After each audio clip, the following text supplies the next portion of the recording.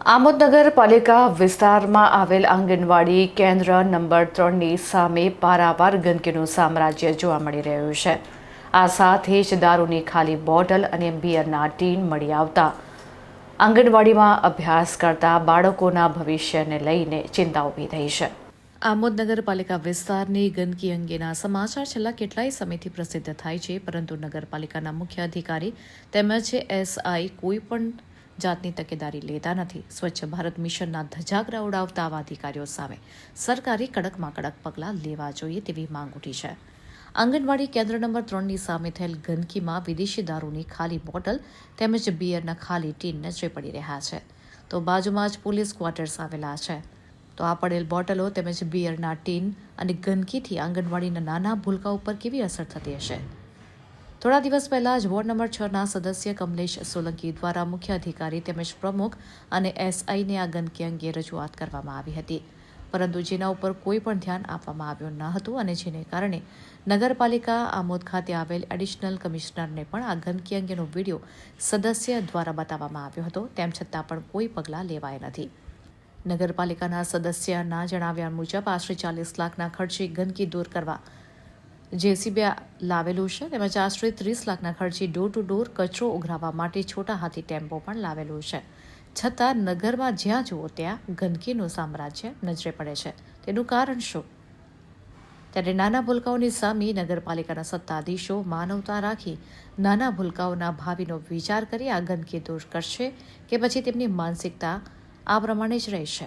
આ ગંદકીનું તો હવે સામ્રાજ્ય તમે જોયું કે કેવું છે। બિયરની બોટલો, દારૂની બોટલો જેવું અનેક નશીલા પદાર્થો જેવું અહીંયા અમને રોજબરોજ જોવા મળે છે। હવે તે કોણ નાખી જતું હોય, કોણ પી જતું હોય તે પણ અમને ખબર નથી। અહીંયા જ રહીએ છીએ, આટલો બધો કચરો હોવા છતાં કોઈને દેખાતું નથી। રોજ ડોર ટુ ડોર સેવા આપે છે, તે ડોર ટુ ડોર સેવા અહીંયા દેખાતી નથી, એ પણ આપણે જોઈ શકીએ છીએ।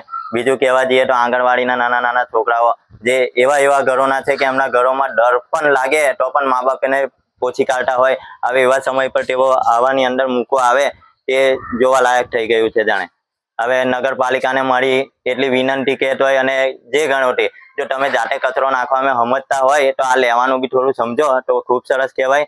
આ કચેરીઓ છે, નાના મોટા ગામોના લોકો અહીંયા અરજી ખાતે આવતા હોય અને તાલુકાનું જો આવા લેવલ ઉપર કામ થતું હોય તો આગળ બીજી ગ્રામ પંચાયતોને એ શું કરવાના? કહેવાય છે કે આમોદ નગરપાલિકા ફક્ત ફોટો સેશનમાં જ આગળ છે। ફોટો સેશન જ નહીં, એ આપણે જોઈએ છે કે કચરો નાખતા પ્રમુખ, ચીફ ઓફિસર જે આપણા ગામના ધણી જેવા કહેવાય, એ લોકો જો આવું કરતા હોય તો બીજા નાના મોટા કર્મચારીઓ બીજા શું કરવાના? એમને જો સજેશન એમના તરફથી ના મળતું હોય કોઈ જાતનું, કર્મચારી એમનું માને, બીજાનું કોનું માનવાના છે? એ જાતે નહીં કરવાના, એમને કહેશે તો કરશે। તો એવું નથી લાગતું કે નગરપાલિકાના ચીફ ઓફિસર ને પ્રમુખશ્રી આ જગ્યા પર સફાઈ કરવા આવવું જોઈએ? આવવું જોઈએ, જાતે કરવું જોઈએ। આ જગ્યા નહીં, બધી કેટલીક જગ્યા છે, તેમની આંખોમાં આવવું જોઈએ આ બધું। એમને ખાલી એકલું બેસી રહીને કામ કર્યા કરવાનું એવું તો કઈ છે નહીં, અને કામ પણ આપણે જોઈએ છે કેવા થાય છે તે। કમલેશભાઈ સોલંકી, આમોદ વોર્ડ નંબર 6ના સદસ્ય। આમોદ નગરપાલિકા વોર્ડ નંબર 6ની અંદર મિશ્ર આંગણવાડી નંબર 3ની નજીકમાં આમોદ નગરપાલિકાના થકી કચરાના ઢગલા યોગ્ય રીતે સેનેટરી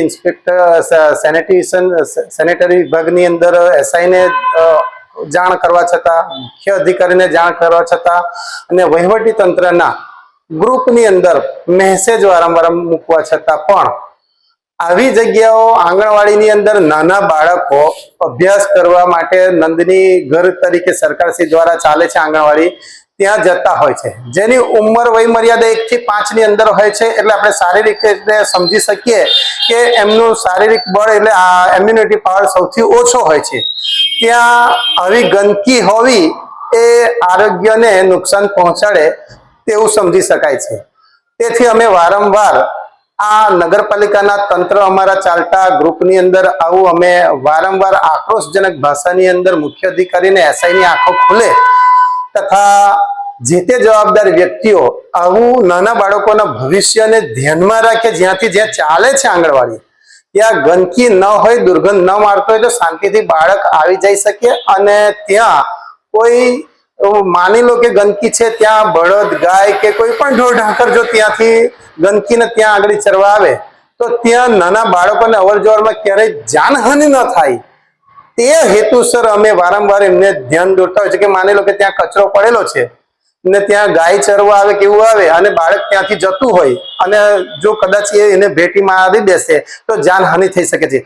આવા હેતુઓને ધ્યાનમાં રાખીને, ગંદકીને ધ્યાનમાં રાખીને, નાના બાળકોની ઇમ્યુનિટીને ધ્યાનમાં રાખીને અમે વારંવાર મુખ્ય અધિકારી અને SI ને જાણ કરવા છતાં પણ આ નગરપાલિકાના તંત્ર તરફથી આ ગંદકી સાફ ન થતી હોય તેની સામે મારો ભરોભર રોષ વ્યક્ત કરું છું અને આ તંત્રના તમામ લોકોને એ સદબુદ્ધિ આપે એવી મેં આજના વોર્ડના સદસ્ય તરીકે આપ શ્રી હવે મારી આ વેદના વ્યક્ત કરું છું. મારું મકાન પાછળ નગરપાલિકા આંગણવાડી પાસે જ છે અને આંગણવાડી ચાલુ છે. અહીંયા નાના નાના ભૂલકાઓ આવે છે.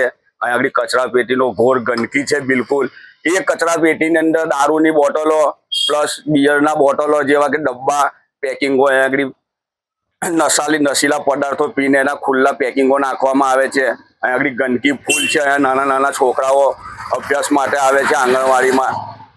પાલિકાની કોઈ પણ તરફથી આગળ કચરા પેટીનું ડબ્બું મૂકવાની કોઈ પણ સગવડતા નથી. પાલિકા હોવા છતાં જો પાલિકાની પાસે કચરા પેટીના ડબ્બા મૂકવાની વ્યવસ્થા ના હોય તો પછી એના કરતા તો ગ્રામ પંચાયત સારી કહેવાય. જોઈ લો આજુબાજુના ગામડાઓની અંદર જઈને તમે સફાઈ લાખો રૂપિયા ખર્ચા કરવા છતાં પણ આ લોકો પાલિકાની પાસે કચરા પેટીના ડબ્બાની વ્યવસ્થાઓ નથી. આ ગંદકી રોડ પર ફેલાય છે. આ કચરાની અંદર અનેક પ્રકારના કચરાઓ, ગંદા કચરાઓ લોકો નાખી જાય છે. આ તો અંધારી નગરીને ગંદુ રાજ છે, કશું છે નહીં. બીજું આ પાલિકા બધી જગ્યાએ આમોદ ગામની અંદર ઠેર ઠેર જગ્યાએ ગંદકીના સામ્રાજ્ય ફેલાયેલા છે. આ લોકો કોઈ રીતે કામ કરવા માટે તૈયાર નથી. ને આજુબાજુ સરકારી ઓફિસો છે, 52 ગામની ઓફિસ છે, મામલતદાર, પોલીસ સ્ટેશન છે, આ બધું છે. હોવા છતાં પણ આવી ગંદકી અમારે વેઠવી પડે છે અહીંયા આગળ. આ ગંદકી તો અહીંયા સતત રહે જ છે અને મારા રોજ જ બાળકો અમે પણ અહીંયા બેસીએ છીએ ને તો અમારાથી બેસી શકાય એવી હાલત જ નહીં, કારણ કે અહીંયાથી ગંદકી જેટલી છે ને તો સ્મેલ જ અંદર એટલી આવે છે. અને મારા આવતા જતા બાળકોને બી એટલું ગંદકીના કારણે માતા પિતા બી મૂકવા આવે છે. એ લોકો મને રોજ અહીંયા ફરિયાદ કરે જ છે કે મેડમ તમે અહીંયા કંઈ કરાવો. તો મારી નગરપાલિકાને એટલી જ વિનંતી છે કે આ ગંદકી અહીંયાથી હટાવો. અને ગંદકીના કારણે અહીંયા ઢોરો, ગાયો અને બળદ પણ અહીંયા હોય છે ને મારા બાળકોને આવવામાં બી તકલીફ પડે છે અહીંયા. મારી નગરપાલિકાને એટલી વિનંતી છે કે આટલું મને સાફ કરી આપો અને આ જે બધું છે મને કમ્પ્લીટ કરીને આપો. બેન, કેટલા વિદ્યાર્થીઓ નાના અહીંયા આગળ અભ્યાસ કરે છે? મારે 25 થી 30 બાળકો અહીંયા હાજર રહે છે. કેટલા વર્ષના વિદ્યાર્થીઓ? મારે 3 થી 6 વર્ષના બાળકો આવે છે.